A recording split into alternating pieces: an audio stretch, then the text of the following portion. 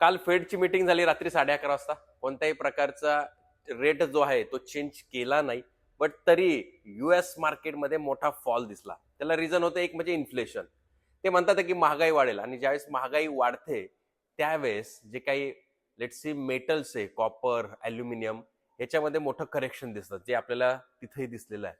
त्यानंतर फेड सदस्यांनी हेही सांगितलंय की या मीटिंगला नाही, पण पुढच्या मीटिंगला रेट ऑफ इंटरेस्ट वाढवले जाईल.